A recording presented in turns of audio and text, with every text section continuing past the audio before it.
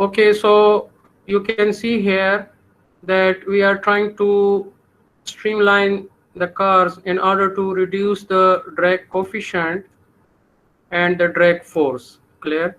And this will increase their miles per gallon.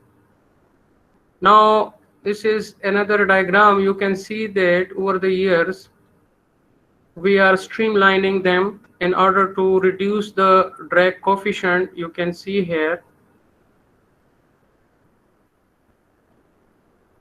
So this will help us to design the cars that can move faster, clear? Now in this figure, we have drag coefficients for axisymmetric bodies here. Mostly of interest is a sphere and other shapes shown here.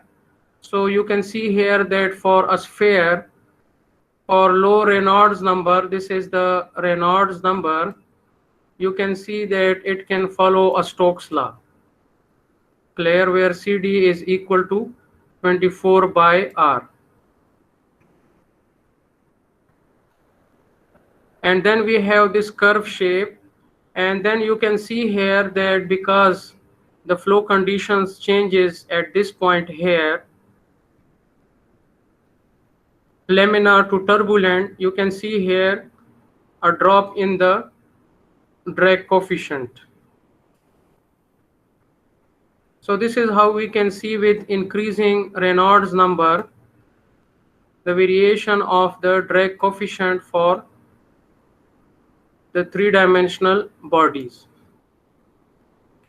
So if we know the flow conditions, you can come to this figure, and for example here the Reynolds number for a sphere, then you can proceed horizontally to read the value of the drag coefficient.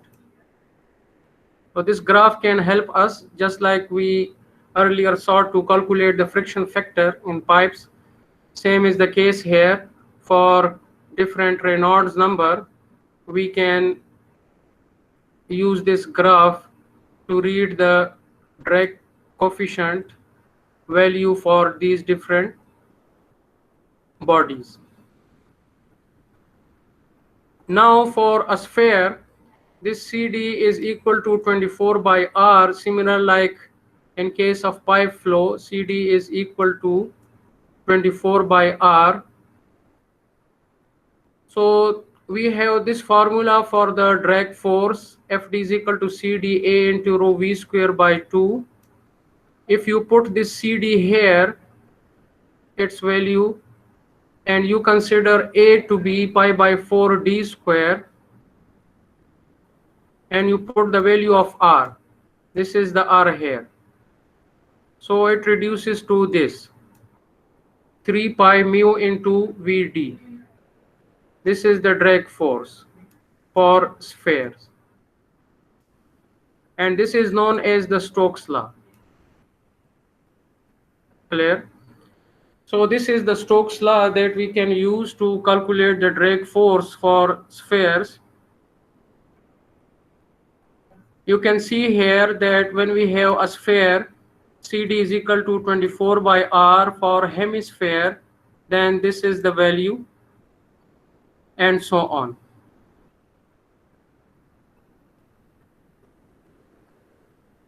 Now, sphere falling through the fluid under the action of gravity. So you can see here that when a sphere, it is released into the fluid, so three types of forces are acting. One is the weight, W is weight of the sphere. And the second one is the buoyant force, you already studied in fluid mechanics 1. And the third one is the drag force. This is the drag force.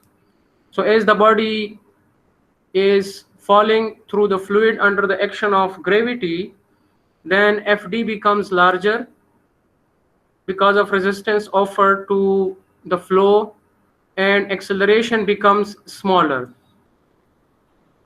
So initially it moves faster, and then because in that case the forces are not in equilibrium. You can see here sum of forces in the Z direction, which is taken vertically here, is not equal to 0. but after some time v becomes constant, means acceleration is 0 and v becomes constant.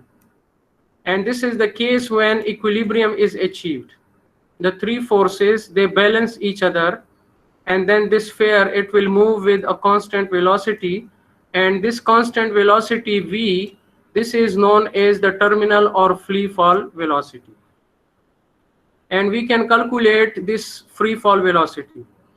In equilibrium stage, this is in equilibrium, so the three forces, they are in balance. So it means that W minus FB minus FD, which is equal to MA, will be equal to 0. Because in equilibrium, acceleration becomes 0. This is equal to 0. And we can calculate the drag force. The buoyant force, how to calculate, we already studied, and weight of the body should be known to us. Or this buoyant force, this is equal to volume multiplied by the specific weight of the fluid.